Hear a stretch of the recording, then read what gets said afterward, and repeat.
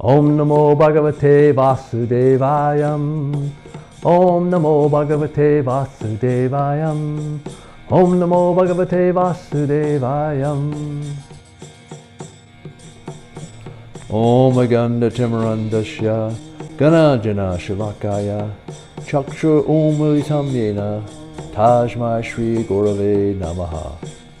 I was born in the darkest of ignorance, and my spiritual master opened my eyes with the torch of knowledge. I offer my respectful obeisances unto him.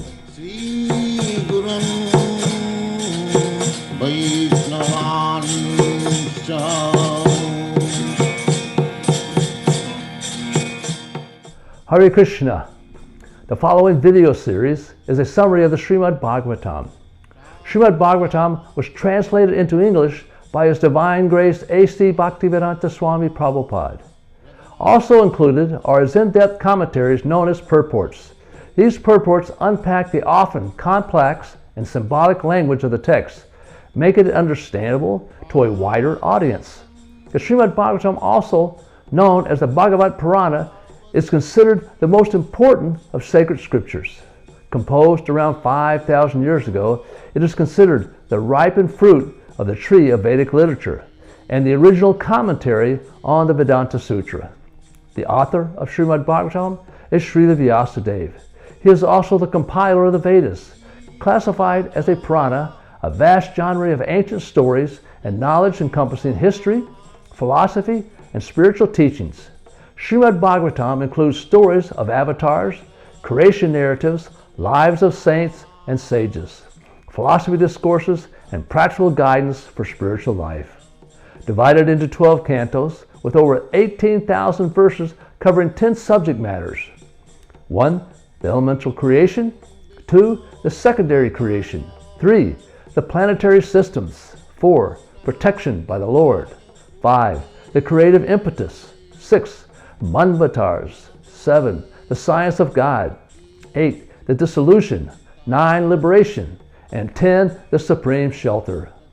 In the Chaitanya Charitamrita, Madhya-lila, chapter 25, text 143 and 144, Lord Chaitanya, speaking to Prakrisananda Saraswati, tells him, translation, the meaning of the Vedanta-sutra is present in Srimad Bhagavatam. The full purport of the Mahabharata is also there. The commentary of the Bhagavad Gayatri is also there and fully expanded with all Vedic knowledge. Srimad Bhagavatam is the Supreme Purana. It was compiled by the Supreme Personality of Godhead in His incarnation as Vyasadeva. There are 12 cantos, 335 chapters, and 18,000 verses.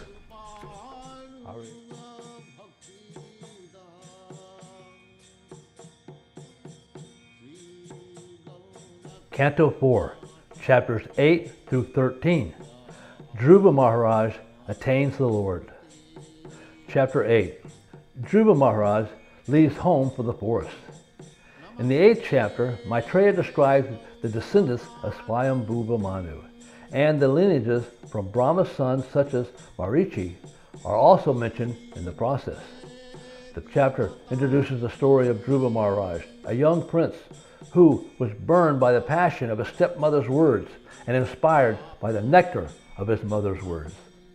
Leaving home at such a young age, he catches the attention of Narada Muni. Dhruva has a desire to attain a kingdom greater than his father's. Narada Muni first tries to encourage Dhruva to return home, but after hearing Dhruva's words, he became compassionate toward him, and in order to show him his causeless mercy, Narada gave Dhruva expert advice on how to obtain devotional service to the Lord. Despite facing adversity, he attained supreme devotion to the Lord through determination, rigorous austerity, and penance. He pleases the Lord by doing his meditation at Madhuvan. A verse from chapter 8 is text 40. Narada uvacha Gyanaya bihita pansa Savaini Shreyasasyate Bhagavan Vasudevastam Bhajatam Pravanatmana. Translation. The great sage Narada told Dhruva Maharaj, the instruction given by your mother Suniti To follow the path of devotional service to the Supreme Personality of Godhead is just suitable for you. You should therefore completely absorb yourself in the devotional service of the Lord. Chapter 9. Dhruva Maharaj returns home. Maitreya describes how Dhruva Maharaj successfully attracts the attention of the Supreme Lord. The Lord, being pleased with Dhruva's unwavering devotion, appears before him and showers him with his blessings. Dhruva, through his intense meditation, is able to see the Lord in his transcendental form. Overwhelmed by the Lord's presence, Dhruva Maharaj offers his heartfelt prayers and expresses his deep love for the Lord. The Lord, recognizing Dhruva's pure devotion, blesses him with eternal love and devotion, and grants him the position of a star in the celestial sky. Dhruva, after praising the Lord and receiving benedictions, out of remorse returns home, meets his family, and receives the kingdom. A verse from chapter 9 is text 19. Sri Bhagavan Uvacha Vedaham te vavivsitam Vidi Rajanya Bhavaka Tat Prayachihami Bhadram te Durampam Api Suvata. Translation. The Personality of Godhead said, My dear Dhruva, son of the king, you have executed pious vows, and I also know the desire within your heart. Although your desire is very ambitious and very difficult to fulfill, I shall favor you with its fulfillment. All good fortune unto you. Chapter 10. Dhruva Maharaj's fight with the Yaksas. The 10th chapter describes how after learning about the death of his brother, Uttama, Dhruva Maharaj, filled with anger and grief, mounted his chariot and marched towards the city of the Yaksas. He blew his conch shell, alerting the Yaksas of his arrival. The Yaksas, powerful and numerous, attacked Dhruva with a barrage of weapons. However, Dhruva, a skilled warrior, fought valiantly, defeating many of them. Despite his valiant efforts, Dhruva faces a formidable challenge from the powerful Yaksa warriors. Dhruva Maharaj had been covered by incessant arrows of the enemy. Dhruva's chariot suddenly appeared, just as the sun suddenly appears from within a foggy mist. Dhruva, with his divine strength and courage, ultimately emerged victorious in the battle against the Yaksas. Not one of the opposing soldiers was left standing with proper weapons. A verse from chapter 10 is text 29. Duve prayuktam asurayas tamayam ati dustrayam nishamyam tasya munaya sam samagata. Translation. When the great sages heard that Dhruva Maharaj was overpowered by the illusionary mystic tricks of the demons, they immediately assembled to offer him auspicious encouragement. Chapter 11.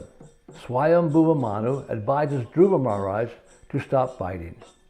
Dhruva Maharaj was given a specific arrow made by Lord Narayan himself, and he now fixed it upon his bow to finish the illusionary atmosphere created by the Yaksas.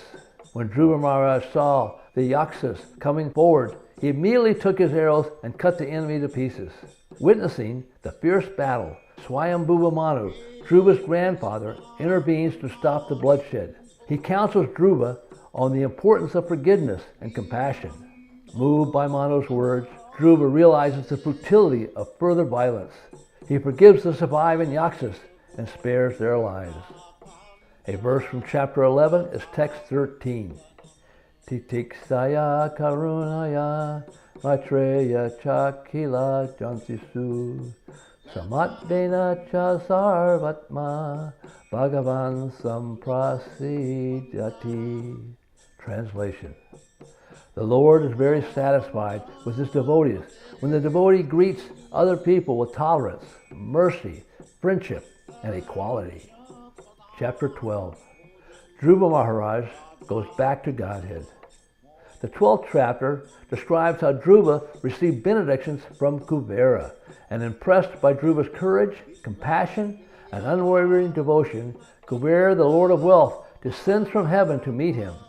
Kubera praises Dhruva's character and offers him his blessings.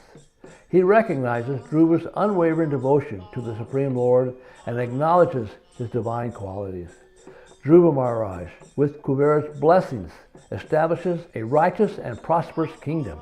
He rules justly and compassionately, ensuring the happiness and well-being of his subjects. Dhruva worshipped the Lord through sacrifices, and renouncing everything, attained the abode of the Lord in the same body. A verse from chapter 12 is text 4. Aham tvam itya parthadir agyanat purusasya hi swapin babat yatad vayanad yayai bandha viparyaya. Translation: misidentification of oneself and others as I and you on the basis of the bodily concept of life is a product of ignorance. This bodily concept is the cause of repeated birth and death, and it makes us go on continuously in material existence. Chapter 13, description of the descendants of Dhruva Maharaj. This chapter traces the lineage of Dhruva Maharaj, highlighting the various kings and sages who descended from him.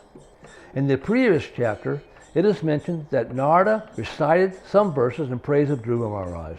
The Bhagavatam tells us that on hearing about Dhruva Maharaj, Vidura became much enlightened in devotional emotion. Vidura inquired from Maitreya, "O greatly advanced devotee, who were the Prachetas? To which family did they belong? Whose sons were they? And where do they perform great sacrifices?" Vidura's eagerness to hear about Krishna and his devotees indicates his spiritual potency of Krishna Katha when properly spoken and heard. This chapter also describes that King Anga gave birth to a son called Vena by sacrifice. Because of the evil nature of this son, the king becomes disgusted and leaves the kingdom.